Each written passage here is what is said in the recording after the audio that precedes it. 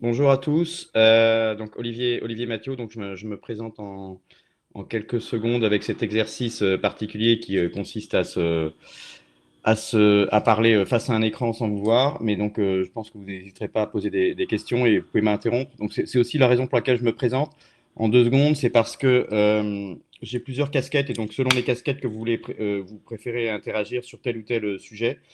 Et bien sûr, vous êtes les bienvenus. Donc, une première casquette qui était plutôt publicitaire et marketing, c'est ce que j'ai commencé à faire après mes études dans des grands groupes de communication. Je dirais vraiment au tout début du digital pour pas paraître trop vieux malgré mes quelques poils, poivre et sel. Donc, j'ai commencé dans des grandes agences, DDB, CLM, BDO, avant d'être un des fondateurs de Price Minister, où là, on a plutôt cartonné, disons, mais pas tout de suite, mais ça a plutôt bien marché, évidemment, pendant 10 ans, de 2001 à 2010.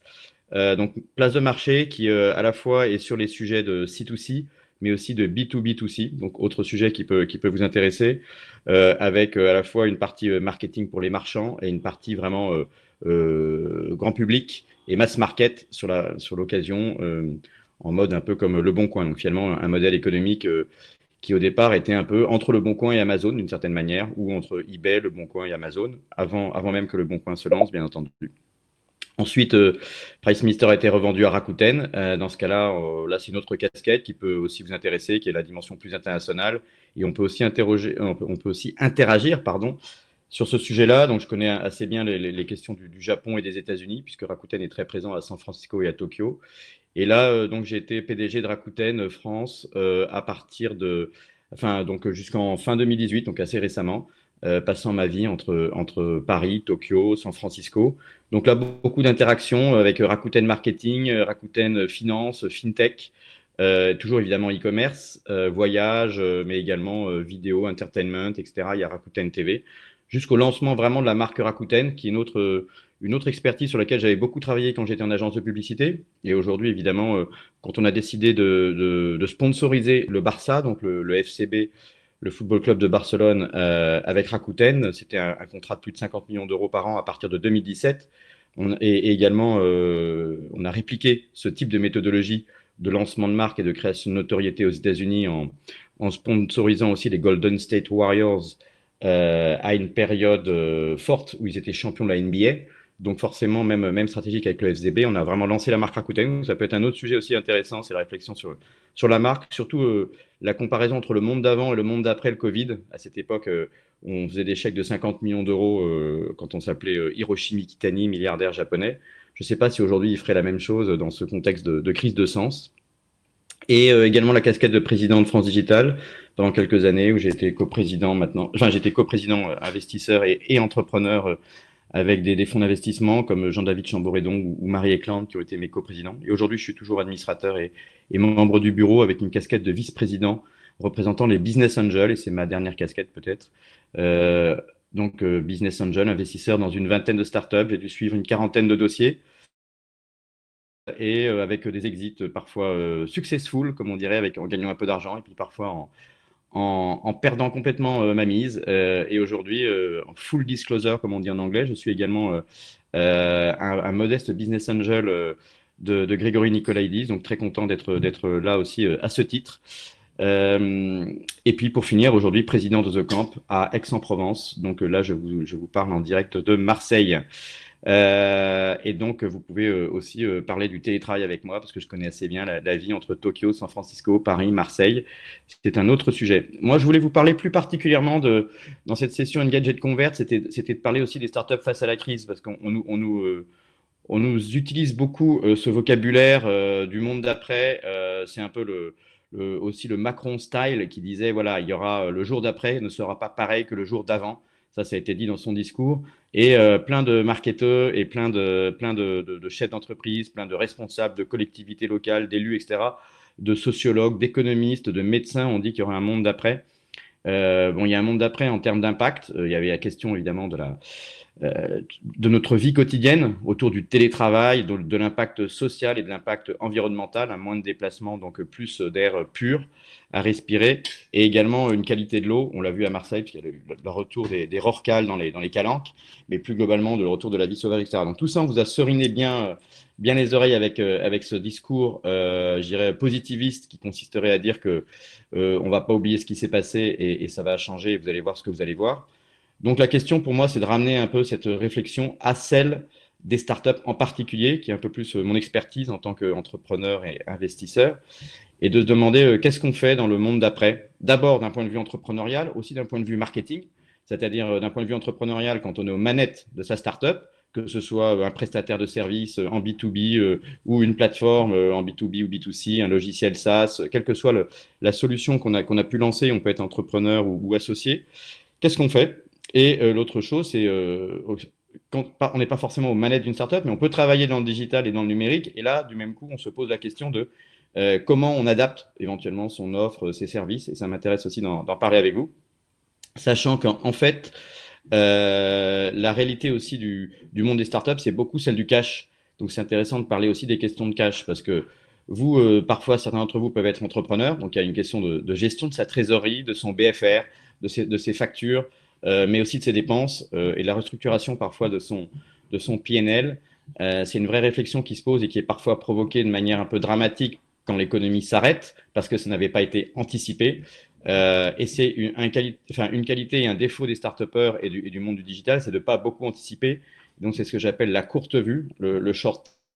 Et intéressant, piloter à vue, c'est pas inintéressant, que ce soit en aviation, en bateau ou en start-up ou en digital. On peut avoir des réflexions sur les 3 mois qui viennent. Mais il y a également une dictature du court terme contre laquelle il faut lutter.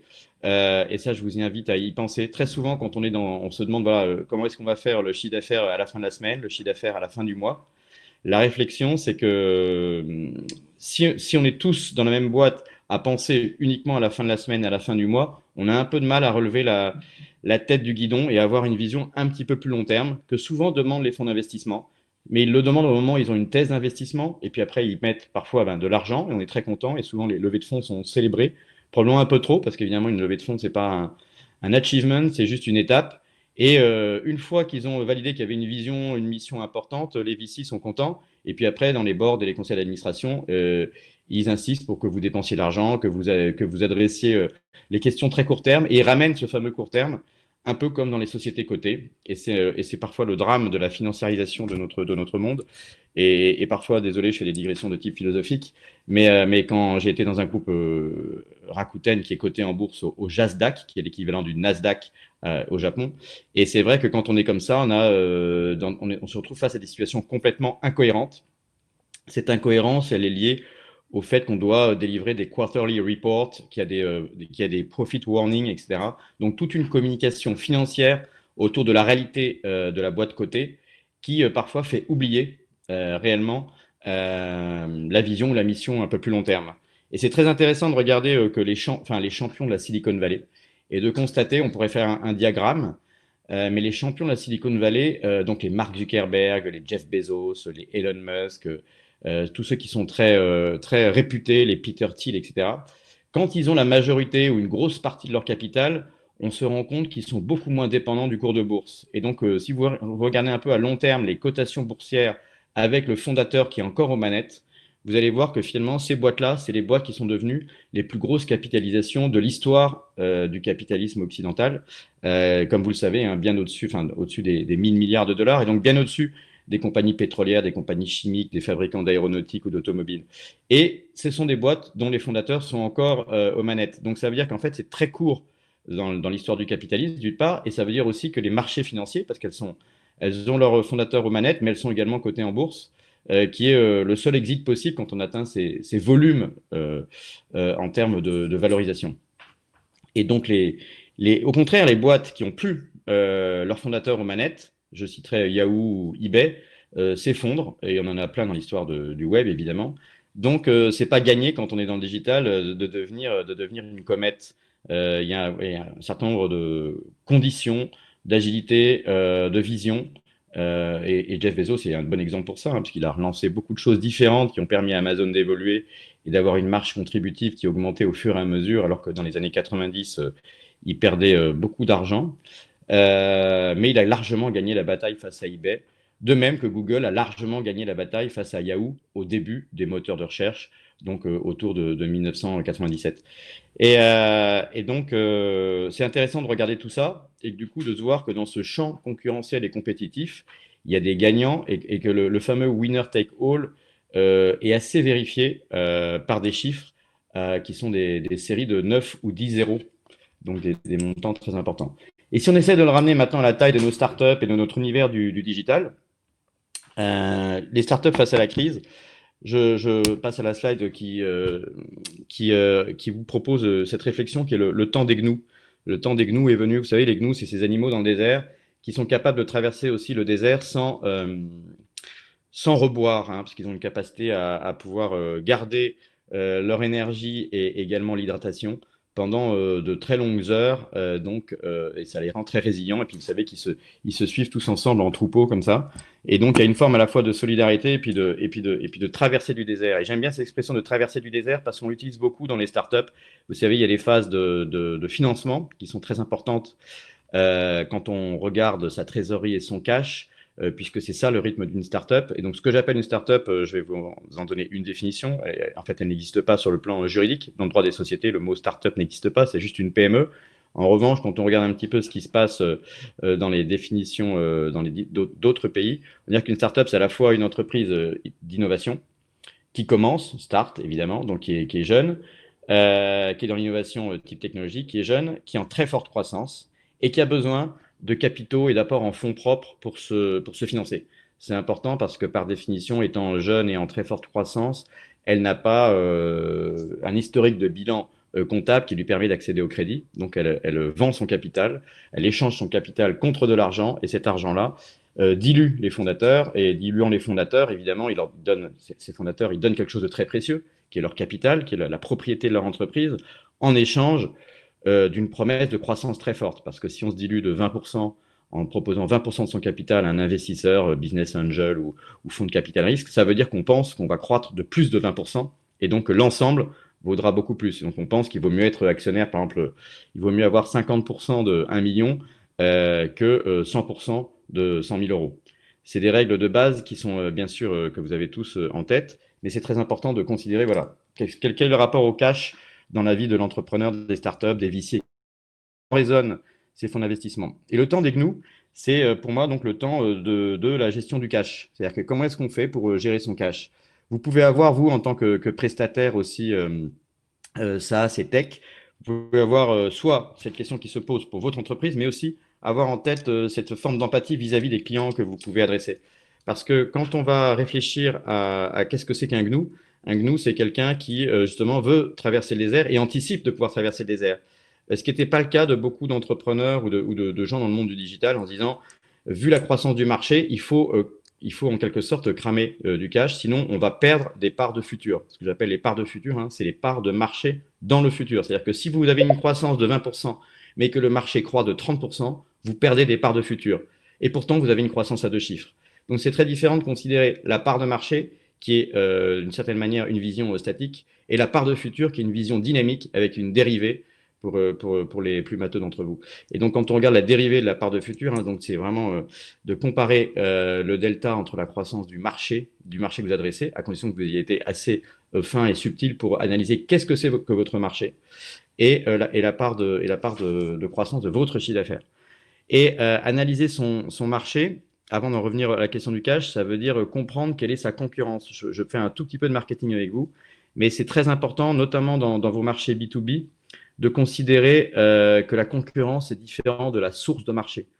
En marketing, on a des concurrents directs, mais parfois on oublie de regarder quelle est sa source de marché, qui est en fait une zone beaucoup plus large, qui sont la part de portefeuille, ce qu'on appelle la part de portefeuille de vos acheteurs. Donc, directeur marketing, parfois, directeur de la relation client ou autre, community manager ou Customer Success, Head of Customer Success, etc.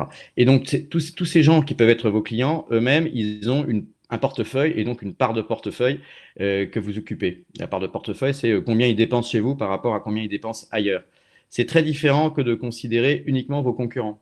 Parce que très souvent, on est obnubilé par un concurrent qui a l'air de proposer une solution relativement similaire. Mais encore une fois, la source de marché, pour les plus marketeux d'entre vous ou ceux qui ont pu faire des études dans ce sens-là, et même si c'est un peu théorique, c'est de considérer, par exemple, je vais prendre un exemple qui est complètement trivial et pas sur nos marchés, qui est l'exemple du marché du petit déjeuner. Si par exemple vous vendez ou vous buvez du chocolat le matin, vous pouvez considérer que Nestlé est peut-être concurrent de Banania, par exemple. Enfin, Nesquik est concurrent de Banania. Mais la réalité, c'est que ça, c'est le concurrent direct. Mais peut-être, en fait, une réalité économique est très différente parce que peut-être que finalement, les gens qui aiment le Nesquik n'aiment pas du tout le goût du Banania, par exemple. Ce qui peut être le cas sur n'importe quel marché, y compris technologique. Et donc, si votre solution, votre produit n'est pas apprécié, en fait, la réalité, c'est que ce n'est pas vraiment votre concurrent. Mais votre source de marché, c'est l'ensemble du marché du petit déjeuner. C'est l'ensemble des façons de consommer, d'utiliser son portefeuille pour acheter des produits de petit déjeuner. Donc, c'est aussi les céréales, c'est le thé, le café, le pain, le toast. Et puis, sur un marché beaucoup plus large à l'international, on est dans une zone de dépenses de breakfast. Et vous le savez bien quand vous allez dans des hôtels à l'international, qu'on ne prend pas des mêmes petits déjeuners en Asie, en Angleterre, aux États-Unis et en Europe. C'est le fameux petit déjeuner continental par rapport au petit déjeuner américain. Et pour ceux qui aiment le riz et le poisson, le petit déjeuner japonais est un peu spécial aussi. Bref, donc la source de marché, vous voyez bien que c'est une autre façon de dépenser vraiment. Donc vous avez intérêt à regarder, notamment quand les temps sont difficiles aujourd'hui, et que vous allez avoir des clients qui serrent un peu les bourses, de vous demander qu'est-ce que c'est que votre source de marché, c'est-à-dire comment les gens dépensent votre argent. Et donc, ils peuvent continuer à dépenser de l'argent chez vous et vous allez peut-être être satisfait. Si c'est le cas, vous avez peut-être tort parce que peut-être qu'ils dépensent plus d'argent ailleurs sans que vous voyez le signal faible qui est qu'en fait, ils ont maintenu votre argent chez vous. Donc, ça veut dire que vous êtes encore en train de perdre des parts de futur. Ils peuvent aussi peut-être être en train de baisser leur budget chez vous et en fait, ils le baissent peut-être beaucoup plus ailleurs. Et donc, vous êtes en train de gagner des parts de futur. Vous pouvez être plutôt satisfait parce que vous dites, tiens, ils dépensent encore un peu plus chez moi et dans ce cas-là, ça peut être bien. Mais s'ils baissent votre budget chez vous et qu'en revanche, ils le baissent moins ailleurs, bah là aussi, vous perdez des parts de futur. Donc, bien regarder les dérivés et rester très, très proche de son client, ça veut dire effectivement comprendre comment il dépense son argent. Sachant qu'il a des pressions en interne, évidemment, sur la gestion du cash, parce qu'en période de crise et de traversée du désert, ce GNU, il va devoir faire des arbitrages, choisir la route la plus courte, suivre ses camarades, ne pas s'isoler, repérer les meilleurs passages, etc. Et à l'intérieur d'une entreprise ou d'une équipe, qu'est-ce que ça veut dire? C'est qu'un entrepreneur, un chef d'entreprise, qui doit en quelque sorte à la fois gérer son cash, mais aussi sa part de futur, il doit faire attention à son budget RH. Ça peut être à l'intérieur de vos entreprises en termes de part de portefeuille, c'est aussi votre source de business. Est-ce que c'est un arbitrage entre dépenser de l'argent en marketing ou garder une personne en plus dans l'équipe? Ou est-ce que, bref, vous voyez ce type d'arbitrage qui sont entre coûts fixes, coûts variables, frais de structure et frais d'investissement. Ces questions se posent de manière urgente, surtout si on ne les a pas anticipées. Évidemment, les entreprises font appel à des questions par exemple, au PGE, prêt garanti par l'État, au chômage partiel. C'est des façons d'arbitrer son cash. Si on fait ça, on met des gens au chômage partiel, on peut moins les faire travailler. Donc, on a fait un arbitrage qui consiste à dire je vais utiliser mon argent sur autre chose que le people et le capital humain. Bref, toutes ces questions-là, c'est des questions que se pose le GNU, donc le bon entrepreneur ou le bon marketeur qui gère les dépenses, et les entrées et les sorties de cash. Alors, je vous propose un petit schéma des différents GNU possibles des startups face à la crise. C'est simple en fait, c'est très basique. Et je suis d'ailleurs presque étonné qu'on n'ait pas plus de réflexion. Et je suis en train d'écrire une tribune d'ailleurs avec les Échos ou la tribune d'ailleurs sur cette question. C'est de dire quels sont les grands cas. Et j'en vois finalement que 4. Donc ça peut vous sembler hyper basique, voire trop basique. Mais finalement, et je regarde le temps en même temps, il me reste plus qu'une minute. Donc voilà, j'aurai fini. Les 4 cas que je vois, c'est soit vous avez du cash, soit vous n'avez pas de cash. Qu'est-ce que c'est avoir du cash? Ça veut dire que vous êtes vous êtes dans une entreprise ou face à une entreprise qui a déjà levé des fonds et donc qui a de l'argent avant la crise. Soit vous n'avez pas de cash, c'est-à-dire que vous avez beaucoup investi peut-être auparavant avec des business angels qui avaient mis de l'argent ou des fonds d'investissement, etc. Et au moment où arrive la crise, le Covid, le 16 mars, boum, vous n'aviez pas d'argent. Alexis me dit que je peux continuer quelques minutes et je te remercie, Alexis. Donc voilà, donc vous avez cette matrice à 2 entrées là en haut en, en ordonnée, hein, donc cash, no cash. Et c'est très différent d'entrer dans la crise avec, imaginez bien le GNU, hein, soit vous avez pris une réserve d'eau, soit vous n'avez plus la réserve d'eau. Donc ça dépend où vous en êtes. C'est ce qu'on appelle la traversée du désert dans le vocabulaire aussi des fonds d'investissement. Bon, et à l'horizontale, vous avez deux cas. Soit vous avez un business résilient, donc je parle de votre business model. Hein. Typiquement, par exemple, si vous êtes en SaaS, vous avez un MRR récurrent avec des clients qui étaient là régulièrement et qui peuvent continuer à vous payer des abonnements. C'est une partie du business model, par exemple, de The Camp. Hein. On a des gros clients, on a 18 grands partenaires qui sont abonnés sur 5 ans et qui versent une fois par an un montant relativement important en échange de prestations. Bon, évidemment, quand on est sur une solution logicielle plus simple, voilà, on va avoir un certain nombre de clients, plus ou moins éparpillés. Hein. Évidemment, la courbe, la courbe, je dirais, de répartition de votre chiffre d'affaires, ça sonne pour me dire que normalement j'ai fini. Alors, donc voilà, donc si vous avez un business résilient, ça veut dire soit un modèle économique de type abonnement, soit aussi une prestation ou un contenu. Par exemple, évidemment, si vous êtes Livestorm, par définition, vous êtes résilient face à la crise, indépendamment de votre modèle économique, parce que vous proposez un produit qui lui-même est demandé pendant la crise. De même que tous les contenus de vidéos, les Netflix, enfin, tous les outils de travail, bien sûr. Donc, on voit bien ce que je veux dire. Ensuite, il y a des business, au contraire, qui sont largement impactés par la crise. Un business impacté par la crise, ça veut dire que c'est un business qui est directement dépendant de ce qui s'est passé. Ce qui s'est passé, c'est un effondrement de la demande. Hein. On ne va pas trop épiloguer là-dessus parce que c'est la fin, mais enfin, vous comprenez bien que la crise actuelle, elle est complètement différente de la crise de 2008. Ce n'est pas du tout une crise financière qui était initialement vraiment associée à la titrisation des subprimes, l'effondrement des banques, etc. Donc là, on n'est pas du tout dans un cas de crise financière. Et la crise financière est une conséquence. Les moins 40, moins 50, moins 60% d'effondrement de la bourse, elle repose encore une fois la question du cash, parce que la question des gnous. C'est-à-dire qu'à un moment donné, s'il n'y a plus d'argent en bourse, les valorisations des sociétés s'effondrent, et du coup, par effet de domino, les VC ou les fonds de capital risque se disent « Ouh là là, attention, moi, mes perspectives de sortie sont en train d'être limitées, donc je revalorise à la baisse dans mes lignes de portefeuille ou ma capacité d'investir dans des nouvelles lignes va être impactée dans ma façon de calculer les valorisations futures. » Et donc, le rapport au cash de l'entrepreneur, dans sa négociation, lui-même, il est impacté dans sa capacité à relever des fonds, à accéder aux bridges de type French Tech Bridge, BPI, etc., ou des bridges avec des fonds d'investissement traditionnels. Et du même coup, la gestion du cash par les équipes, elle-même, elle est forcément impactée parce que cet effet de ruissellement de la bourse vers la start-up se fait de manière élastromécanique à cause de cette question du short terme dont je vous parlais tout à l'heure. La réalité est très injuste parce qu'effectivement, la bourse va pouvoir se relever beaucoup plus vite que les startups qui peuvent se retrouver crachées au milieu du désert. Et là, c'est là qu'on retrouve ces fameux squelettes qu'on voit souvent dans les films, les bandes dessinées. Vous êtes baladé dans le désert, des animaux qui n'ont pas réussi à traverser le désert.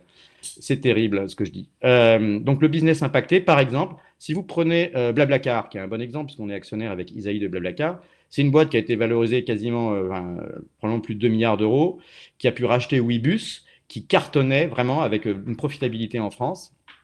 Et quand le confinement est décrété, boum, par définition, plus personne ne rentre dans une voiture. Non seulement on n'a plus le droit de rentrer dans sa propre voiture, mais surtout pas dans la voiture d'un autre. Donc le covoiturage, l'idée même de covoiturage, fait que le chiffre d'affaires est passé de 100 à 0 du jour au lendemain. C'est probablement un des cas les plus violents. Il y a d'autres cas, évidemment, mais c'est un des cas les plus violents. Et donc, d'ailleurs, dans le podcast que je produis, que je vous invite à écouter, qui s'appelle 40 nuances de Next, on interviewe Fred Mazzella, c'est un des premiers podcasts que j'ai lancé pendant le confinement. Et à l'opposé, j'ai aussi interviewé Pierre Dubuc de Open Classroom. Bon, bah lui, il est dans une situation où il avait beaucoup de cash avant la crise. C'est une des startups du Next 40. Et en plus, tout le monde veut faire de la formation à distance, en numérique, avec des MOOC, des tutos, etc., et des outils numériques. Donc, Open Classroom, il a 0% de son équipe qui est au chômage partiel. Donc, on a bien ces deux cas. Donc, si vous n'avez pas de cash, au contraire, le business résilient, ça veut dire que c'est très intéressant parce que vous pouvez avoir un bon business et votre business est démontré. C'est-à-dire que vous avez déjà du chiffre d'affaires, vous avez éventuellement un MRR, vous avez des clients en B2B ou en B2C. En revanche, vous n'avez plus d'argent. Donc là, forcément, la recommandation, c'est de serrer les fesses dans le sens où vous allez sans doute pouvoir relever de l'argent. Et on a vu des très, très bons exemples. Hein. Content Square a fait une très grosse levée de fonds, Back Market a fait une très grosse levée de fonds. Donc, il y a de l'argent sur le marché. Et quand on lit de manière, je dirais, un peu affolée que finalement, plus personne n'investit et que c'est une crise de cash, c'est faux, parce qu'en fait, il y a énormément d'argent en France et aux États-Unis, Chine aussi, Et d'ailleurs, il y a beaucoup d'investisseurs de Singapour et des investisseurs chinois qui ont investi dans beaucoup de startups françaises ces derniers temps, qui posent des questions sur l'investissement français à l'étranger. Mais en tous les cas, l'argent est là. Et donc, il n'y a pas de problème si vous avez un business résilient et que vous n'avez pas de cash, que vous voulez démontrer. Au contraire, les fonds d'investissement peuvent tout à fait alimenter votre besoin en trésorerie, surtout si vous avez un BFR qui est négatif. Et ensuite, il y a la case la plus difficile, c'est que vous n'aviez pas de cash parce que vous avez beaucoup investi et votre business, lui aussi, est impacté. Moi, je suis, par exemple, je vais donner un ou deux exemples, mais très rapidement, je suis investisseur dans Resto Flash, qui est une super société, mais ce n'était pas facile pour eux parce qu'ils ont investi dans la dématérialisation des tickets restaurants. Donc, ça fait 2, 3 ans qu'ils investissent à fond dans la technologie, mais également la mise en place d'un réseau de paiement dans les restaurants, en signant des gros contrats, etc. Donc, beaucoup d'investissements technologiques technologiques et bizdev, avant d'avoir du MRR et avant d'avoir des clients. Et puis, une fois que la crise arrive, boum, par définition, plus personne va dans les restaurants. Donc, le modèle économique et l'investissement était finalement celle des années précédentes, juste le Covid, ben, c'est le cas le pire.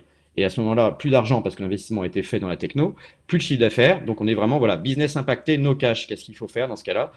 C'est plus compliqué que de serrer les fesses. Et là, l'entrepreneur a été très résilient. Il allait voir chacun de ses business angels. Chacun a mis un petit peu d'argent pour faire un bridge qui permet, parce qu'on croit dans ce cas-là au modèle économique et on pense que les gens vont retourner dans des restaurants après la crise. Mais il y a des cas, voilà, comme ça, qui peuvent rentrer dans cette case-là. Et certaines, hélas, que je ne citerai pas parce que ce ne serait pas sympa pour eux, mais qui ont fermé ou qui ont déposé le bilan et qui se retrouvent à la barre du tribunal de commerce parce que eux, ils n'avaient pas encore de chiffre d'affaires, incapacité à convaincre des investisseurs, pas encore de cash. Et là, ils ont montré qu'effectivement, la gestion du GNU était en leur défaveur. Donc, comme je suis en train de déborder, je m'en tiens là. Mais si vous voulez tu me dis, Alexis, s'il faut répondre à des questions. Je ne sais pas s'il y en a qui peuvent parler. Je pouvais juste vous finir pour ce petite quote, parce que moi, je suis un grand fan des citations. Alors, je les préfère en anglais, mais là, je trouvais que c'était marrant, parce qu'en plus, là, je suis à Marseille, au soleil. Il y a un truc et Paul Valéry a une très belle maison, pour ceux qui connaissent Marseille, on peut la visiter. Et donc, pour réaliser ses rêves, le meilleur moyen, c'est de se réveiller.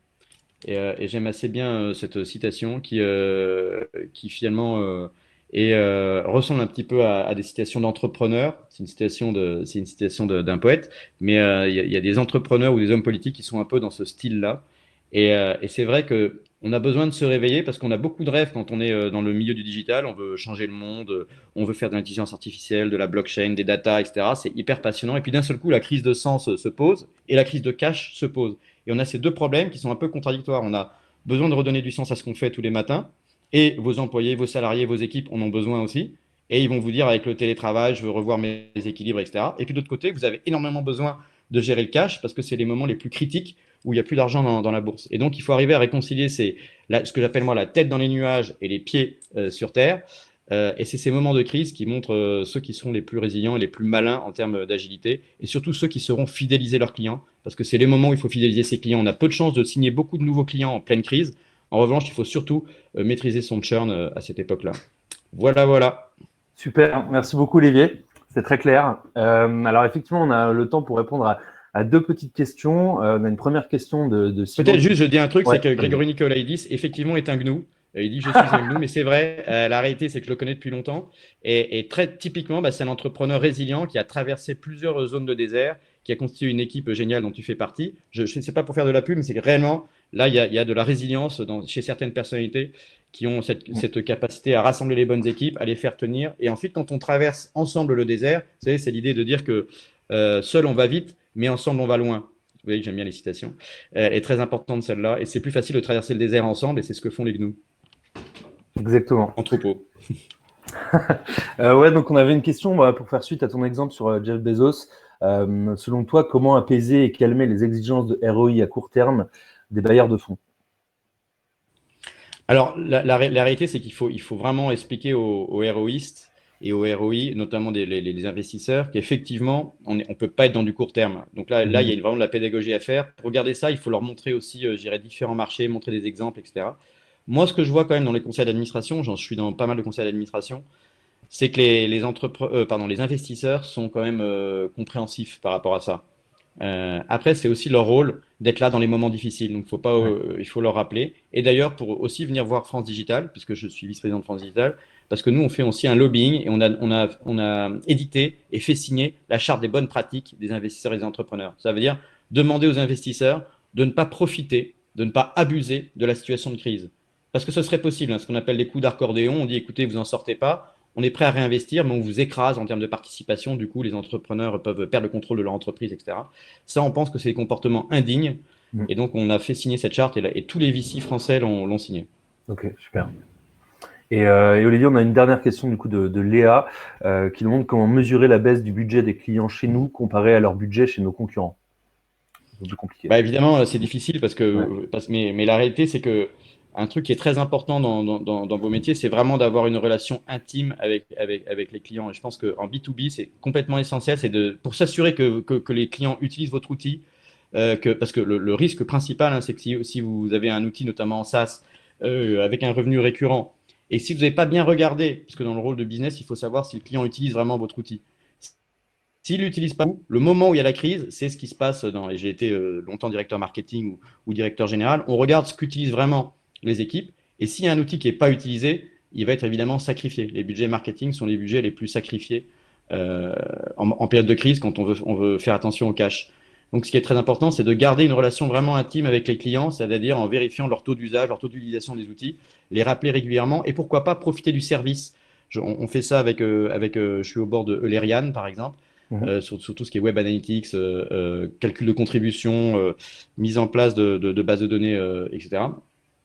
Et ben, on met du service en place pour que effectivement il y ait de la formation, pourquoi pas sur des formats webinaires, etc. Mais du coup, la relation se tient et donc la fidélisation est beaucoup plus forte parce que les clients vous voient régulièrement, sont dans la prise en main de l'outil. C'est pas juste se voir pour boire un café, c'est sympa aussi, mais c'est aussi à travers le partage de business case, le fait de les faire utiliser l'outil, voire de parfois utiliser de vendre un peu la prestation chez eux en plus pour créer des liens de plus en plus forts.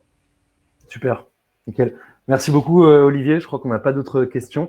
Merci énormément du coup pour ton talk et pour tous tes insights. Je pense que ça a intéressé beaucoup de monde. Merci à vous, je vois tout sur le chat, là c'est super Ouais. sympa. Merci pour le témoignage. Je crois que tu as lancé un hashtag, hein, je suis GNU, donc Bien sûr. mais encore, voilà, encore mille merci. Et puis, Bon, bah, bah, écoute, merci à tous. je te souhaite une très bonne journée dans le Et sud et je te dis à voilà, bientôt. petit cœur avec les doigts venant du sud, avec plein de soleil de Marseille. À bientôt. Merci Olivier, à bientôt.